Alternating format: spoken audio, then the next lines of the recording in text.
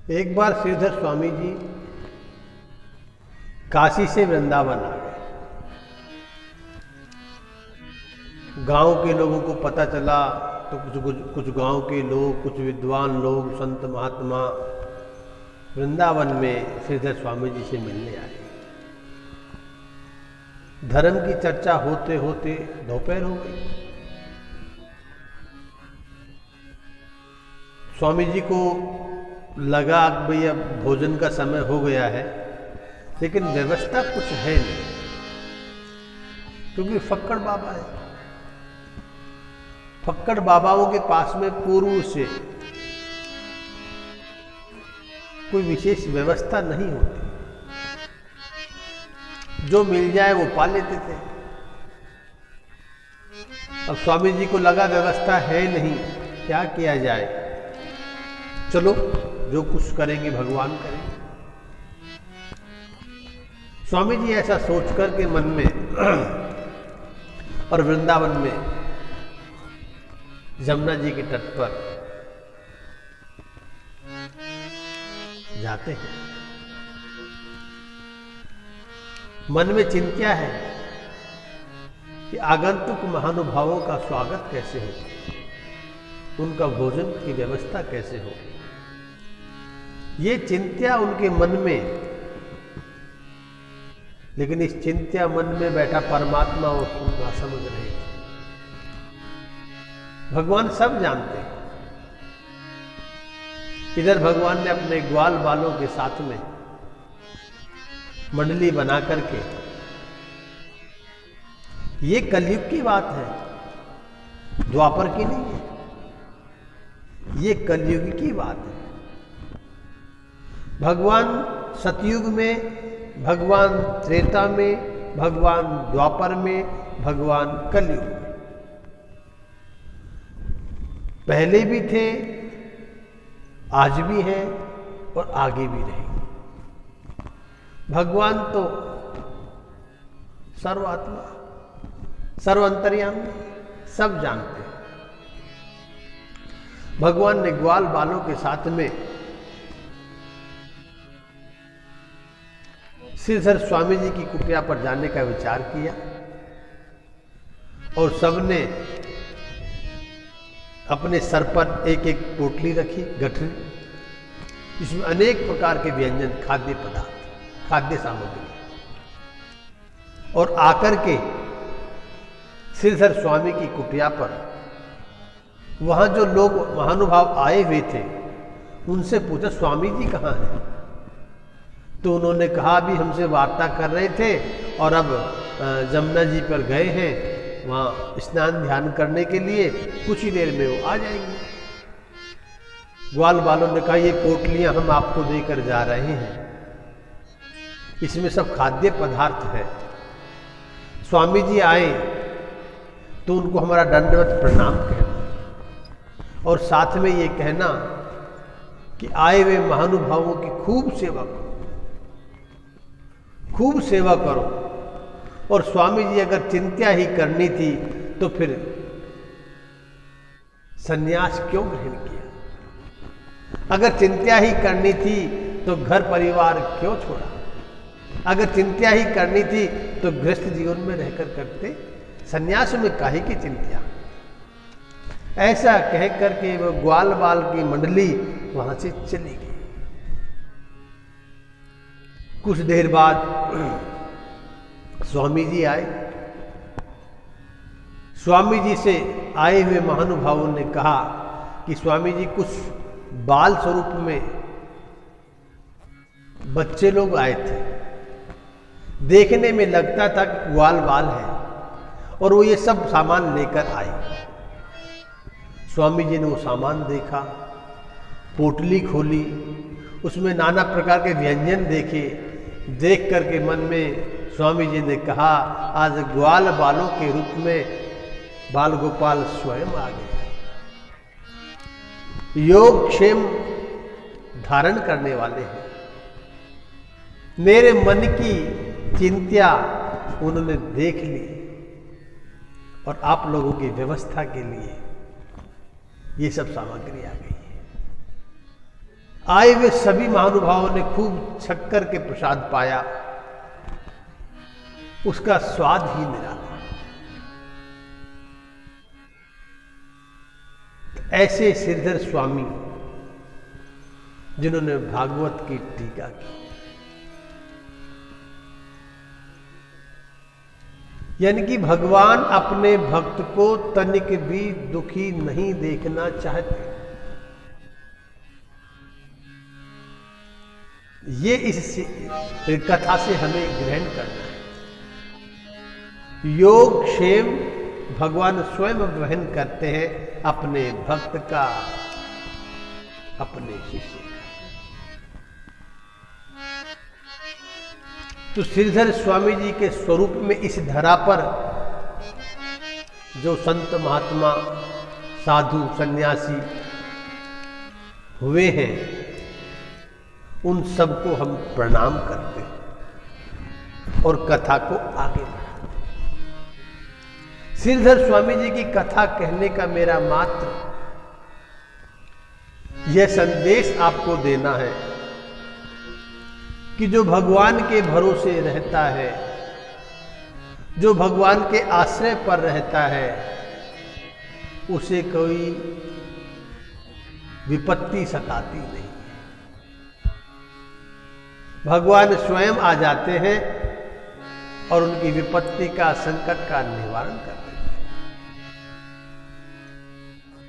श्रीधर स्वामी जी श्रीमद् भागवत की कथा में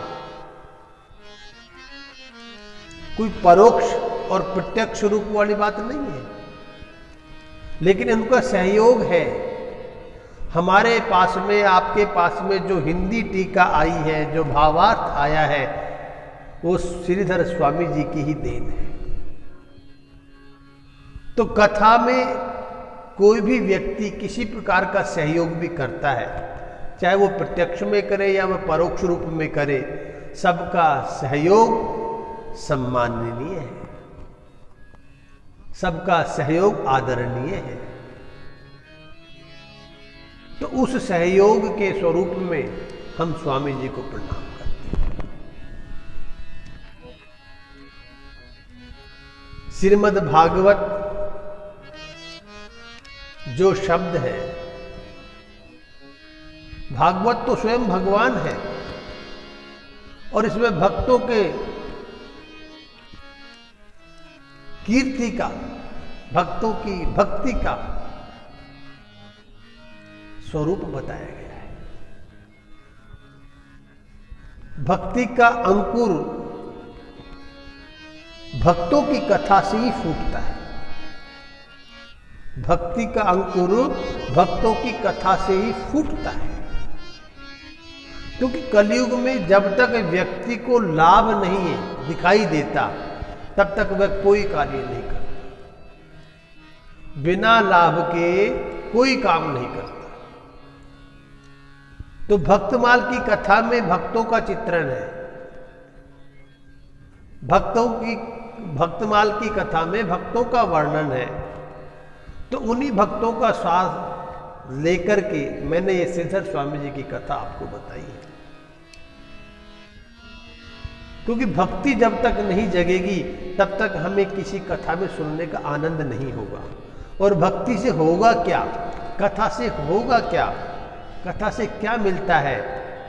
ये जो मैंने कथा सुनाई है, ये एक उसका उदाहरण है कि भगवान की कथा सुनने से भगवान भक्त को जो चाहता है वो प्रदान कर देते हैं।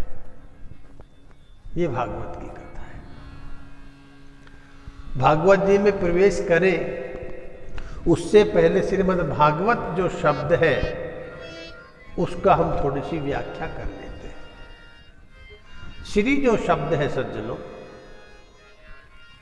ये एक सम्माननीय शब्द है जो बड़ों के सामने लगाया जाता है। ऐसा हमको बताया गया, बचपन में भी पढ़ाया गया। अब बड़ों के आगे हमेशा श्री लगाते हैं। महिला है, वैवाहिक है, उसके आगे श्रीमती लगाते हैं। जो महिला वैवाहिक नहीं है उसके आगे सुश्री लगाते हैं। और मनुष्य पुरुष, चाहे वह शादीशुदा हो, चाहे वो महात्मा हो, चाहे वह सन्यासी हो, चाहे वो गृहस्थी हो, चाहे वो ब्रह्मचारी हो, सबके आगे श्री लगाते हैं। श्री एक सम्माननीय शब्द है। दूसरी बात, श्री शब्द स्त्रीलिंग है, तो श्री स्वरूपा मां भगवती लक्ष्मी है। श्री का जो भावार्थ है वह श्री लक्ष्मी जी के लिए है। लक्ष्मी जी भगवान विष्णु की पत्नी अर्धांगिनी। तो ये ग्रंथ बहुत विशाल है। इस ग्रंथ की महिमा इतनी विशाल है कि इसको जितनी बार भी पढ़ेंगे, जितनी बार भी सुनेंगे, प्यास बढ़ती जाएगी, प्यास बढ़ती जाएगी। इतना विशाल ग्रंथ है, इस ग्रंथ की इतनी विशाल महिमा है जिसको मैं क्या, बड़े बड़े विद्वान भी पढ़ते पढ़ते पढ़ते मोहित हो जाते,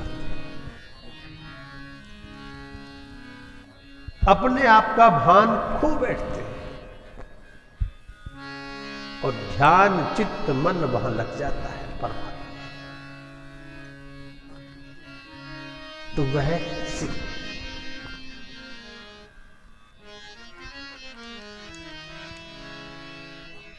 श्री का मद जीवन में अगर आ जाए तो फिर पतन निश्चित है। तो श्री का मद नहीं, श्री का तो आनंद लेना चाहिए, आनंद लेना चाहिए। श्रीमद् भागवत में वर्णन आया है कि धन जो है वो अपने उपयोग के लिए, उपभोग के लिए, उसके बाद में शेष पुण्य के लिए, क्योंकि धन से ही धर्म होता है, धन से ही धर्म होता है। धन का मद नहीं करना चाहिए। श्रीमद भा शब्द आया, भय से भगवान, भय से भगवान। भगवान कौन है? जीवन में ये बात अनेकों बार अनेकों लोगों से पूछी गई और कई बार तो व्यक्ति भटका देता है। कोई कहता है भगवान है, कोई कहता है भगवान नहीं है, किसको कहें, किससे सुने, किसकी माने, ये मति भ्रम हो रहा है लोगों में। कुछ लोगों में ऐसा मति, उनकी मति भ्रम में पड़ी हुई है, भगवान है या नहीं है। देखिए, इस संसार में, इस ब्रह्मांड में जो कुछ भी है वह सारा भगवान की सत्ता का ही अंश है, या यूं कहे वो सारी भगवान की सत्ता ही है। भगवान की सत्ता है तो भगवान में ये 6 गुण होते हैं। ये 6 गुण जिसमें संपूर्ण रूप से विद्यमान हो, ये 6 बातें संपूर्ण रूप से जिनमें विद्यमान हो, उन्हें हम भगवान कहते हैं। ये तो एक छोटी सी परिभाषा है जो हम छोटी सी बुद्धि से कह सकते हैं, कह देते हैं कि जिनमें ये 6 गुण संपूर्ण रूप से विद्यमान हो। कौन कौन से 6 गुण हैं जी?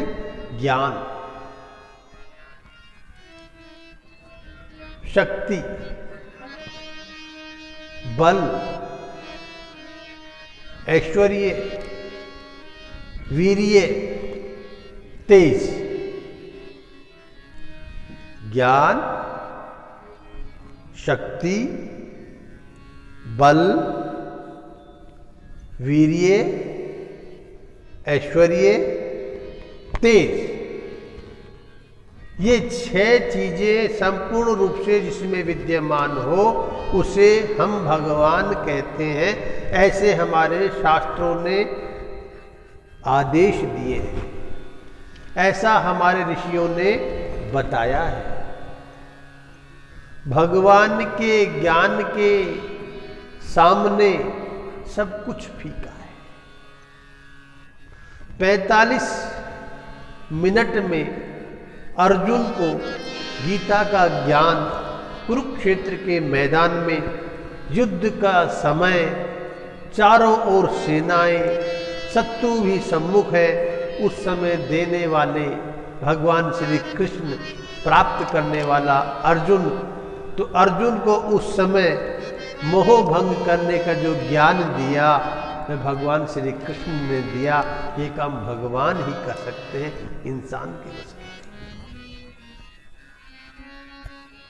ये ज्ञान, ये ज्ञान शक्ति बाल्यकाल में जब छोटे से थे, बिना किसी के कहे, किसी ने आदेश नहीं दिया, किसी ने बताया नहीं कि ये पूतना माता मारने के लिए आई है, विष लगाए हुए स्तनों को पिलाएगी और मारेगी, ये बताया नहीं। लेकिन सुन, बाल्य अवस्था में भगवान श्री कृष्ण ने, बाल गोपाल ने पूतना को विष के साथ में उसकी प्राण शक्ति का खींच लिया और वो प्राणन मर गए। उद्धार कर दिया भगवान ने उसका। तो ये शक्ति सिवाय भगवान में और किसी में हो सकती है। बल, ताकत देखिए। 7 वर्ष के भगवान श्री कृष्ण, 7 कोस लंबा चौड़ा पर्वत, 7 कोस, और 7 दिन तक अपनी छोटी उंगली के ऊपर के सिरे पर धारण कोई कर सकता है तो वह भगवान ही कर सकते हैं। और इतना बल, उम्र अवस्था छोटी और काम बड़े बड़े, सिवा भगवान के और कौन करे। ये भगवान का अथाह बल, ऐश्वर्य देखिए भगवान का, भगवान का ऐश्वर्य देखिए। द्वारकापुरी जिसमें आप देखोगे इतने बड़े विशाल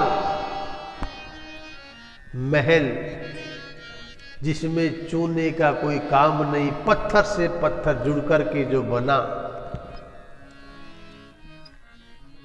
ये ऐश्वर्य भगवान के ही है, उस नगरी का। तो ऐसा ऐश्वर्य सिवा भगवान को किसमें हो सकता है। वीर्य का मतलब तेज, वीर्य का मतलब तेज।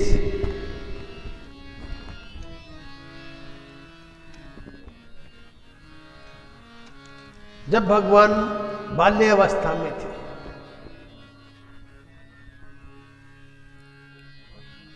कंस के सैनिकों ने आग लगा दी।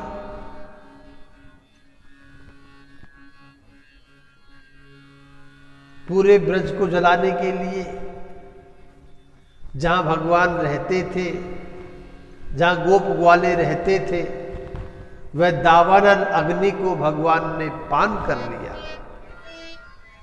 उस अग्नि का तेज भगवान ने अपने तेज में मिला लिया। उसको पान करने वाले भगवान श्री कृष्ण, ऐसा तेज और किसी में हो सकता है, ऐसा तेज और किसी में हो सकता है। पराक्रम, पराक्रम देखे तो भगवान का। रुक्मणी को जब लेने के लिए गए, चारों तरफ योद्धा थे, उनके अंगरक्षक, और उनके सामने ही रुक्मणी जी को ले आए, अकेले जाकर के, अकेले जाकर के ले आए। इसे क्या कहें? ऐसा कार्य तो भगवान ही कर सकते हैं। जिसे हम कहते हैं पत्तों में भी राम, फूलों में भी राम, फूलों के रस में भी राम, फूलों की मिठास में भी राम, तो सब में जो समाया है वही तो परमात्मा। यही उनकी माया है जो हमें भ्रमित करती है, हमें सोचने के लिए बाध्य करती है, और फिर हम इस निर्णय पर आते हैं कि वास्तव में भगवान है। ये 6 चीज जिनमें संपूर्ण रूप से विद्यमान हो, उन्हें हम भगवान कहते हैं। 5 कार्य भगवान करते हैं: उत्पत्ति, स्थिति, संहार, अनुग्रह, विग्रह। निग्रह और अनुग्रह। निग्रह करने वाले, अनुग्रह करने वाले, उत्पत्ति, स्थिति और संहार, ये भगवान के द्वारा प्रदत्त कार्य है। ये कार्य सिवा भगवान के और कोई कर ही नहीं सकता। ये 5 चीजें, अगर पांचों को हम 3 स्वरूप में विद्यमान करें, पैदा करना, पालन करना और संहार करना, तो निग्रह और अनुग्रह लोप हो जाते हैं। तो 3 कार्य ये भगवान के द्वारा संपादित होते हैं, और इसको पंचभूतों में विभाजित करें तो निग्रह और अनुग्रह ये 5 कार्य हो जाएंगे। ये 5 कार्य भी भगवान के द्वारा ही संपन्न होते हैं। और हम भगवान किसे कहते हैं? कई बार सुनने को मिलता है कि सूर्य भगवान, वरुण भगवान, वायु भगवान, ये भगवान नहीं है, ये देवता है। देवताओं में सब शक्ति है, भगवान की शक्ति के कुछ अंश हैं, लेकिन देवता जिनके ऊपर निर्भर करते हैं वो स्वयं भगवान है। भगवान की सत्ता के चलाए चलते हुए वो देवता है। बाकी सब देवता हैं, भगवान तो केवल एक है। ये हमारे भगवान है। तो भय से भगवान, और दूसरा भय से भक्ति। भगवान क्या चाहते हैं? भक्ति चाहते हैं, और हमसे कुछ नहीं चाहते। अन्न, धन और वस्त्र ये सब भगवान नहीं चाहते। ये तो हमारे भाव है जो हम भगवान को देते हैं। सज्जनों, ये तो हमारे भाव हैं हम जो भगवान को देते हैं। भगवान तो भक्ति चाहते हैं। भक्ति क्या है? भक्ति प्रेम की चरम सीमा। चरम सीमा अर्थात संपूर्ण विश्वास। संपूर्ण विश्वास अर्थात समर्पण। समर्पण अर्थात भक्ति। प्रेम की चरम सीमा, संपूर्ण विश्वास, संपूर्ण समर्पण, इसी का नाम भक्ति है। जो भगवान को संपूर्ण रूप से विश्वास रखे भगवान में, श्रद्धा रखे भगवान में, और समर्पण हो भगवान के सामने, वह उसकी भक्ति है।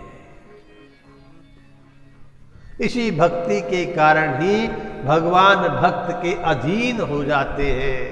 भगवान भक्त के पीछे पीछे घूमते हैं, इसी भक्ति के कारण। तो भक्ति क्या है? प्रेम की चरम सीमा। किसके प्रेम की? भगवान के प्रेम की चरम सीमा। विश्वास किस पर?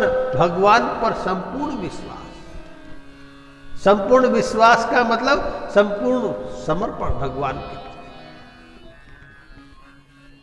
इसी का नाम भक्ति। तो भय से भगवान और भय से भक्त।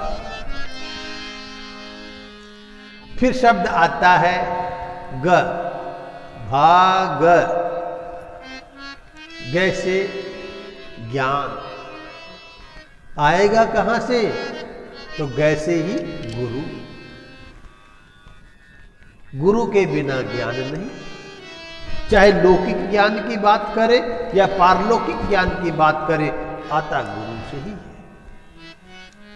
छोटी से छोटी शिक्षा क्लास की हम बात करें तो वहां भी गुरु ही सिखाता है, और पारलौकिक ज्ञान की बात करें तो वह भी गुरु ही देता है।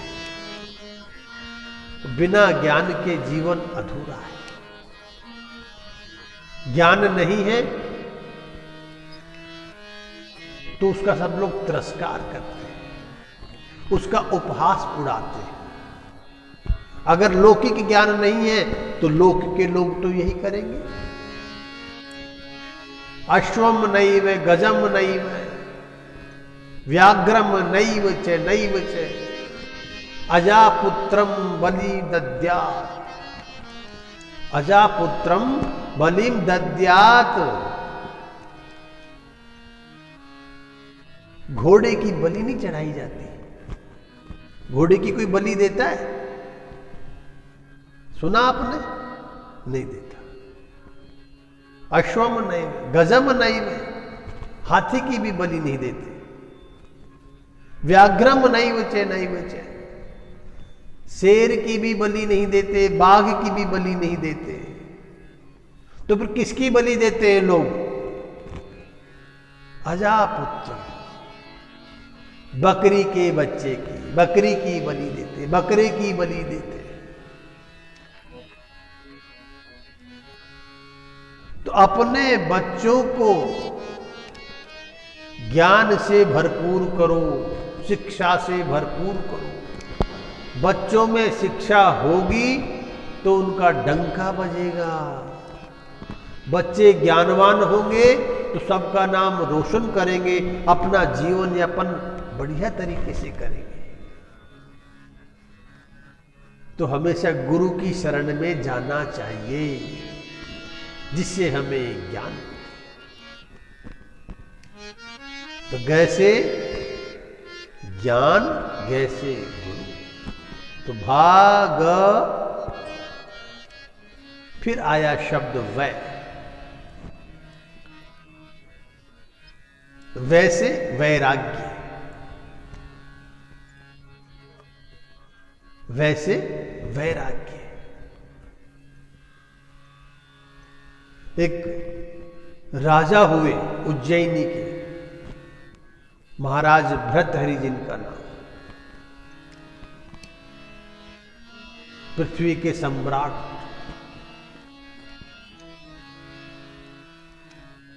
दुनिया में डंका बजता उनका,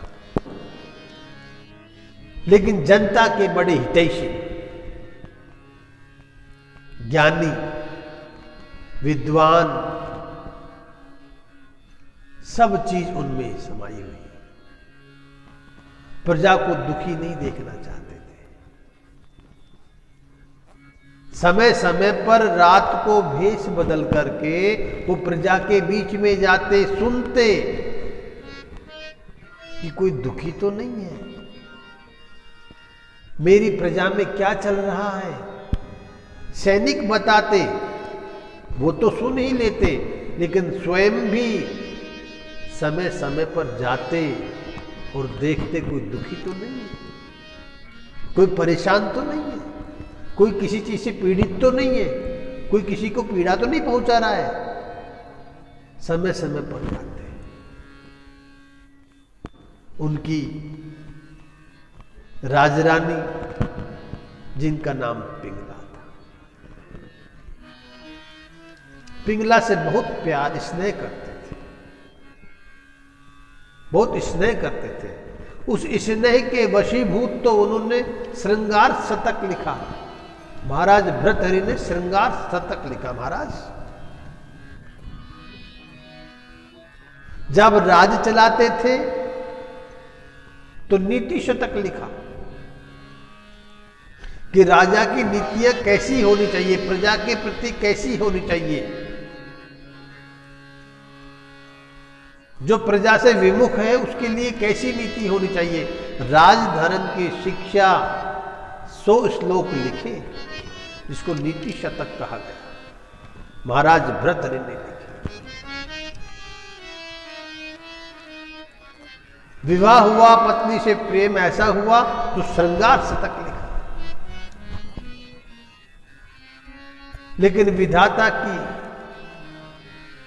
कुछ आज्ञा ऐसी रही कि महाराज भर्तृहरि के राजसभा में एक साधु आया और उस साधु ने अमर फल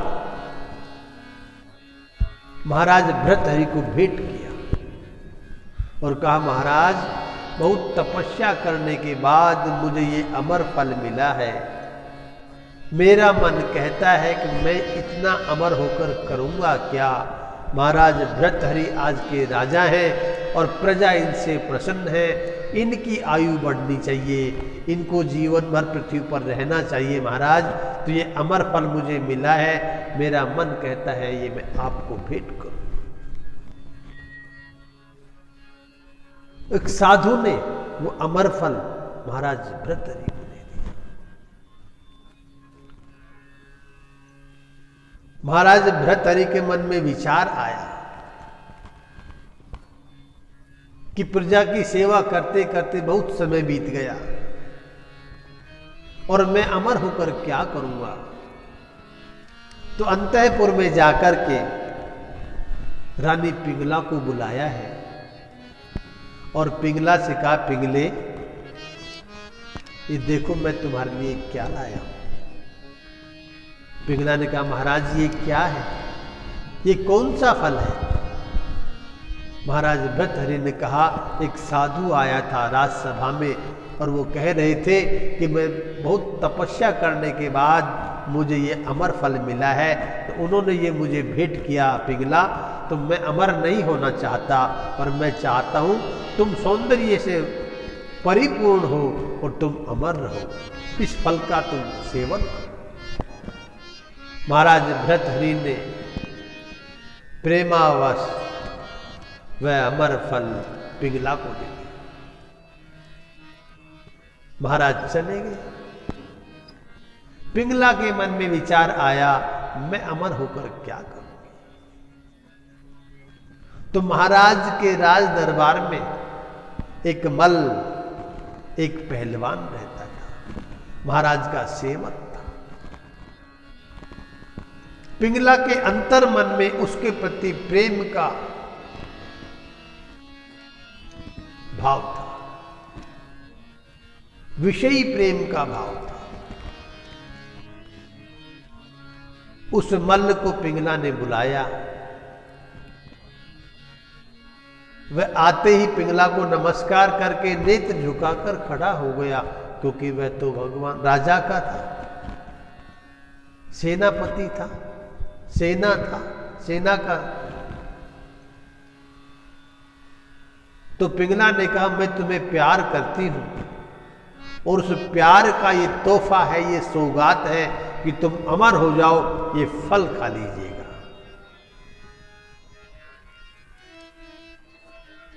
पिंगला से वह फल लेकर के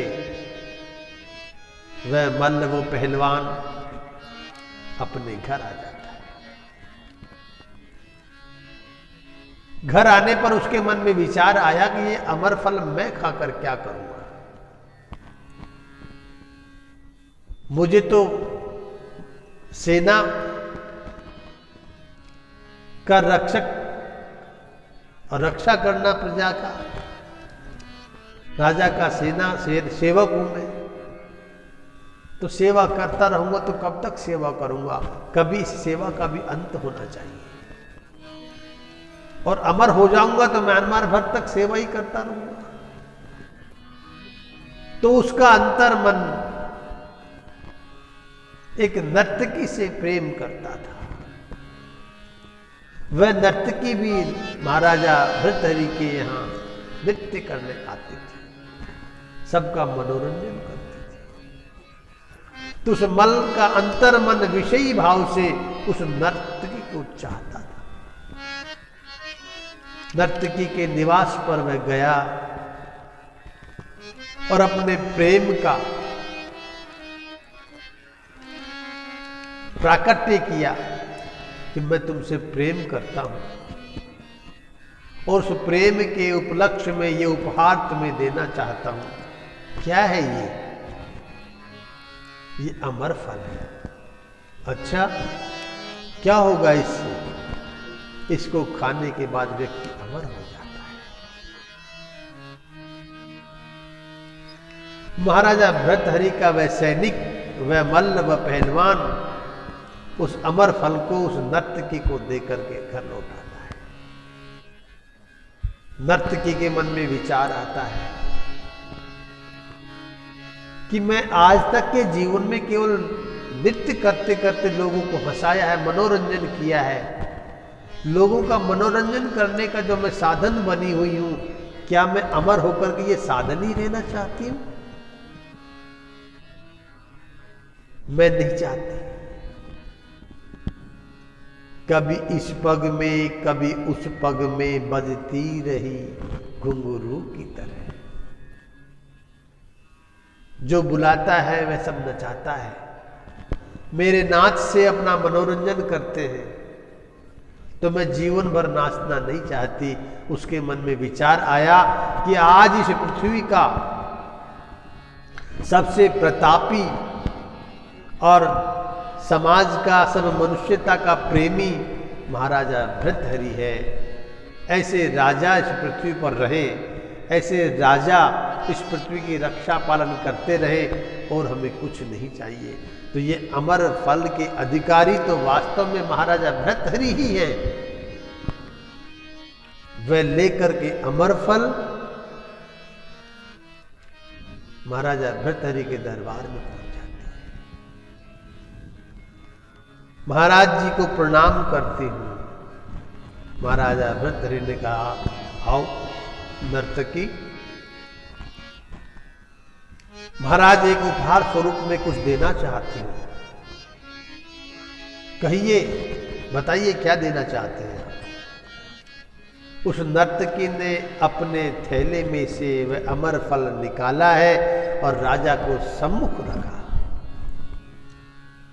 राजा ने कहा, ये क्या? नर्तकी ने कहा, महाराज ये अमर फल है। मैं चाहती हूं ये अमर फल आप स्वीकार करें और इसका सेवन करें, जिसके करने से आप अमर हो जाओगे। महाराज, इस पृथ्वी पर तो आप जैसे राजाओं को अमर रहना चाहिए, इससे पृथ्वी बची रहे, इस धरा पर कोई दुखी नहीं हो। महाराज, मैं चाहती हूँ ये अमर फल आप खाएं। उस अमर फल को देख करके, अमर फल की बात सुन करके महाराजा भृतहरि के मन में विचार आया कि एक अमर फल तो मुझे वो महात्मा देकर गया, और महात्मा ने ये कहा था, महाराज ये अमर फल हर किसी को प्राप्त नहीं होता है। कई वर्षों की तपस्या करने के बाद मुझे ये फल मिला है, ये हर व्यक्ति को नहीं मिलता। तो वो साधु ने जो मुझे बताया और मुझे देकर गया, और आज नर्तकी तुम लेकर आई हो अमर फल। राजा के मन में प्रश्न आया कि आया कहां से। तो राजा ने नर्तकी को बिठा करके पूछा, आपको ये अमर फल मिला कहां से? नर्तकी ने कहा, मेरा एक चाहने वाला है, आपकी सेना में वो सिपाही है, आपका वो मल्ल है, पहलवान है, वो मेरा चाहने वाला है, मुझसे प्रेम करता है। उस प्रेम के वशीभूत होकर के वो अमर फल मुझे देकर गया महाराज। अच्छा, महाराज ने उस मल्ल को बुलाया, अपने सैनिक को बुलाया। उसने आते ही राजा को प्रणाम किया। महाराज आदेश। बोला हम ये पूछना चाहते कि ये अमरफल तुम कहां से लेकर आई? तुमने ये अमरफल इनको दिया नर्तकी को? बोलो जी महाराज। तो तुम कहां से लेकर आए? अपने नेत्रों को नीचे करते हुए उस सैनिक ने कहा महाराज ये महारानी पिघला ने मुझे दिया है। पिघला ने दिया है? जी महाराज। महाराज पिघला ने मुझे दिया और ये कहते हुए दिया कि मैं अमर होकर क्या करूंगी, तुम अमर हो जाओ, हमारा प्रेम अमर हो जाएगा, तुम इसे पालेगा। सभा को समाप्त किया महाराज ने। नेत्रों से जल बरस पड़ा। दुखी हो गए राजा। महाराज भर्तहरि दुखी हुए कि मेरे प्रेम पर विश्वासघात।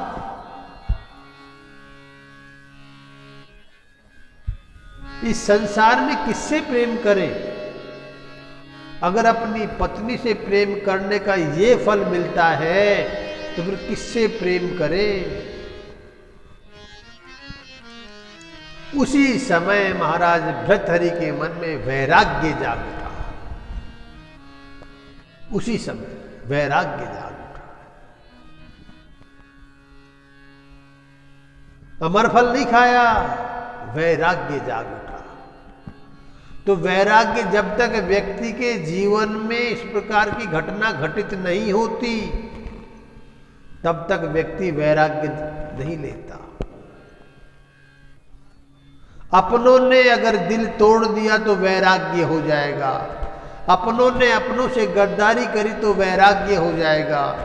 और उस वैराग्य को, उस गद्दारी को नहीं समझ पाए तो फिर व्यक्ति ठगा जाएगा।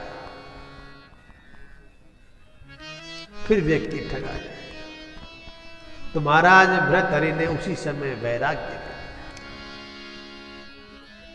इसे कहते हैं वैराग्य। चक्रवर्ती सम्राट पृथ्वी के महाराजा भर्तहरि इतने विद्वान, इतने ज्ञानी, उनकी सभा में भी ज्ञानियों की फौज एक से बढ़कर एक। उन सब के सामने महाराजा भर्तहरि ने कह दिया कि ये राजपाट अब हम नहीं करेंगे, अब ये पाठ नहीं करेंगे। एक क्षण नहीं लगाया और महाराज भर्तहरि के भाई वीर विक्रमादित्य जो जंगल में तप कर रहे थे, वो भी किसी कारण से राज्य से परित्याग कर दिया गया था उनको, महाराजा भर्तहरि के द्वारा ही, जिसमें सारा षड्यंत्र पिंगला का था। उस षड्यंत्र के द्वारा महाराजा भर्तहरि ने अपने भाई को राज्य से वंचित कर दिया, दूर भेज दिया। जंगल में जाके तप करने लगे, क्योंकि महाराजा भर्तहरि तो प्रेम के आवेश में थे। प्रेम, पिंगला के प्रेम के आगोश में छिप गए थे। उनका मन हमेशा उनके प्रेम में फंसा रहता था, इसलिए उस प्रेम के आगे सच्चाई छुप गई कि महाराजा विक्रमादित्य बिल्कुल सही है, युवराज विक्रमादित्य सही है और ये पिंगला ही गलत है। लेकिन नहीं समझ पाया। प्रेम का फलश भी ऐसा ही होता है सज्जनों, कि व्यक्ति बड़ा बड़ा ठगा बैठता है। जब तक ऐसा विश्वासघात नहीं महसूस होता, नहीं हो जाता, तब तक व्यक्ति अपने प्रेम में फंसा रहता है। तो जो विश्वासघात पिंगला ने किया महाराजा भर्तहरि के साथ, उससे वैराग्य हो गया और वीर विक्रमादित्य को जंगल से, वन से ला करके और राजगद्दी पर बिठाया और कहा आज से राज तुम संभालो, अब मैं तपस्या करूंगा,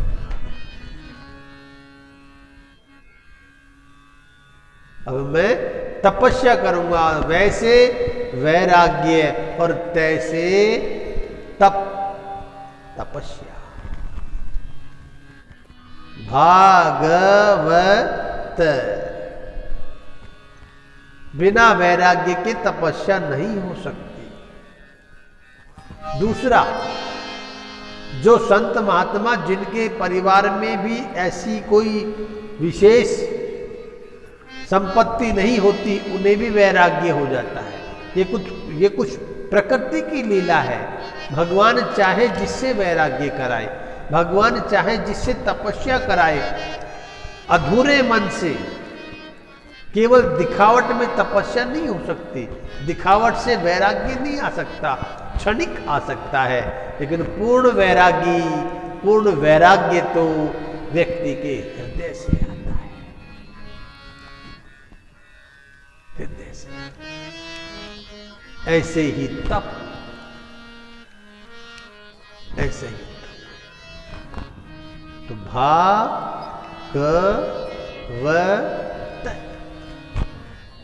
ये भागवत का भावार्थ है। यानी कि तपस्या नहीं होगी, वैराग्य नहीं होगा, गुरु भक्ति नहीं होगी, तो फिर भगवान कहां से मिलेंगे? और भगवान की कृपा नहीं होगी तो लक्ष्मी जी कहां से आएगी? कहने का भावार्थ यह है कि मैं ये नहीं कह रहा कि आप सब लोग सन्यासी बन जाओ, महात्मा बन जाओ। सन्यासी महात्मा बनने की जरूरत नहीं है।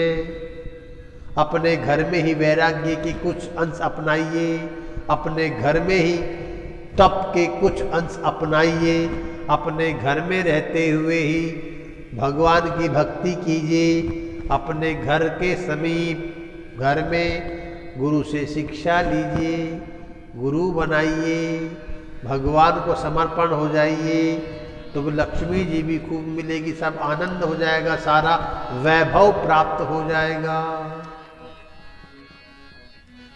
केवल मात्र साधु बनने से तप नहीं होता, साधु के जैसे कपड़े पहनने से कोई वैराग्य नहीं आता। ये तो दिखावा ज्यादा है।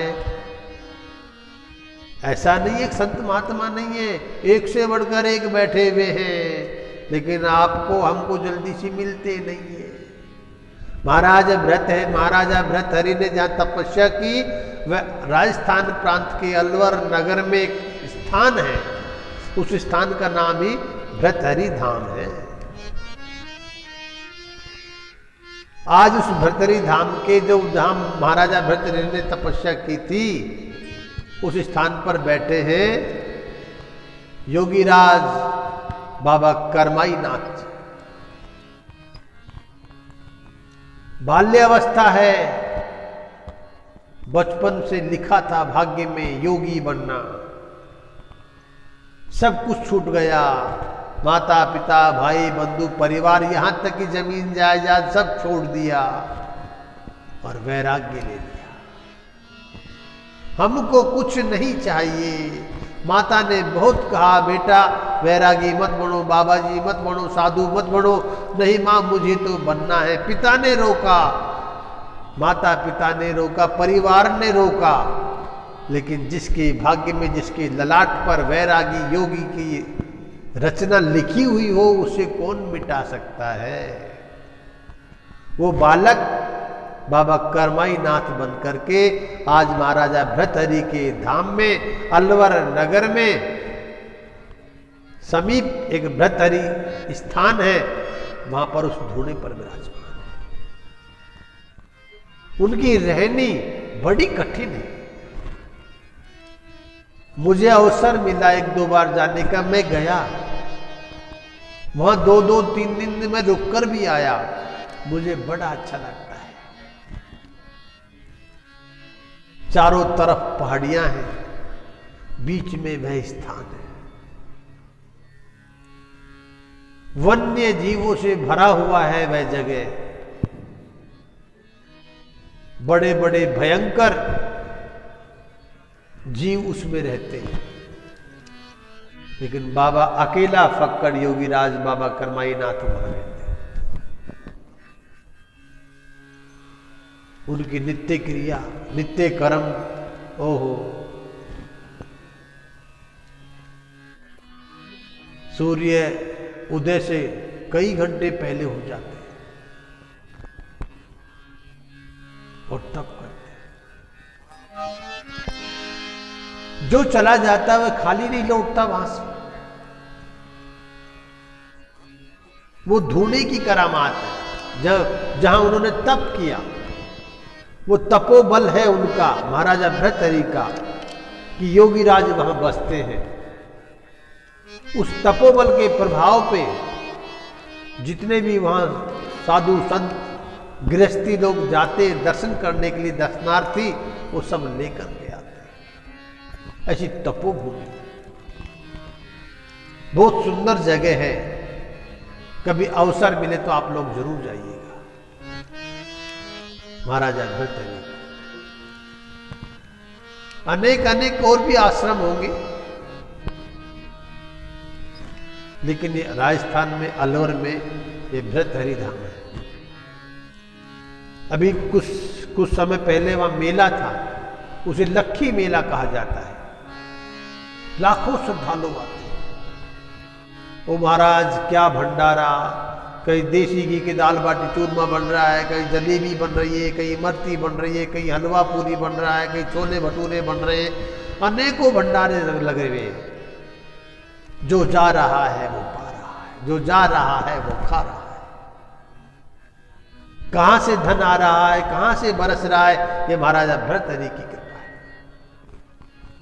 पता ही नहीं किसने क्या दे दिया, किसने क्या चढ़ा दिया, कौन क्या मन्नत लेकर के आया, किसकी क्या मन्नत पूरी हुई और उसको क्या मिल गया, उसने सप्रेम भेंट भगवान को, महाराजा भर्तृहरि को चढ़ा दी।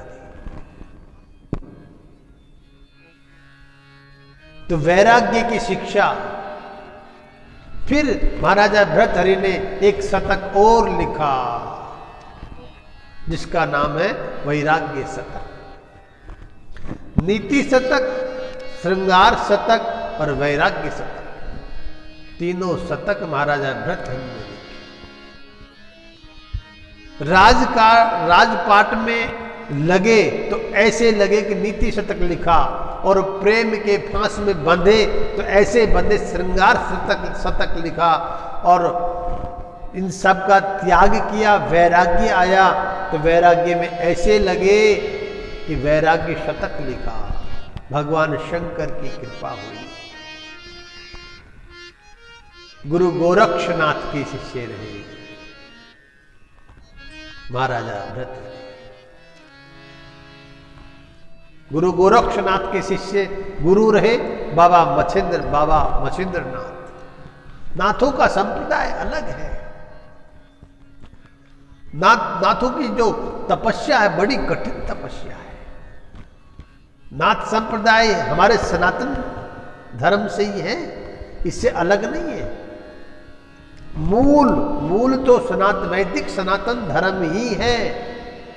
वैदिक सनातन धर्म में ही नाथ संप्रदाय आता है भगवान शंकर से, जिसे हम कहते हैं ना बाबा भोलेनाथ।